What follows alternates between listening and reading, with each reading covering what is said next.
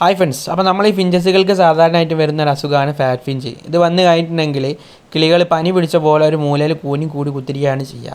അപ്പോൾ നമ്മളിപ്പോൾ വീഡിയോയിൽ കണ്ടുകൊണ്ടിരിക്കുന്ന ഈ കിളി ഫാറ്റ് ഫിഞ്ചിൻ്റെ ഇനീഷ്യൽ സ്റ്റേജിലുള്ളതാണ്.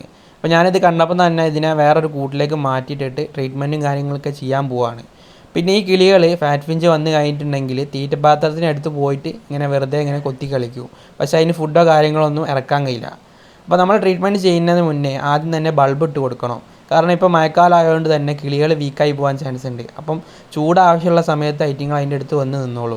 പിന്നെ നമ്മൾ ചെറിയൊരു പാത്രത്തിൽ തീറ്റയും വെള്ളവും അതിന് വെച്ച് കൊടുക്കണം. അതിൻ്റെ കൂട്ടത്തിൽ തന്നെ നമുക്ക് സെപ്ട്ര എന്ന് പറഞ്ഞിട്ടുള്ള ചെറിയ കുട്ടികൾക്ക് കൊടുക്കുന്ന ഒരു മരുന്നാണിത്. ഇതൊരു ബോട്ടിൽ വാങ്ങിയിട്ട് ഇതിന്നൊരു തുള്ളി എടുത്തിട്ട് നമ്മൾ കിളീൻ്റെ ചുണ്ടിൽ ജസ്റ്റ് ഒന്ന് നനച്ച് കൊടുത്താൽ മതി. അപ്പോൾ ഇങ്ങനെ നമ്മളൊരു 3 ദിവസം ചെയ്യുകയാണെങ്കിൽ തന്നെ ഈ ഫാറ്റ് ഫിഞ്ച് എന്ന് പറഞ്ഞ അസുഖം നമുക്ക് തുരത്തിയെടുക്കാൻ കഴിയും. നമ്മൾ ഇതേപോലത്തെ സിറിഞ്ചിലാണ് നമ്മൾ ഇട്ടിച്ച് കൊടുക്കേണ്ടത്.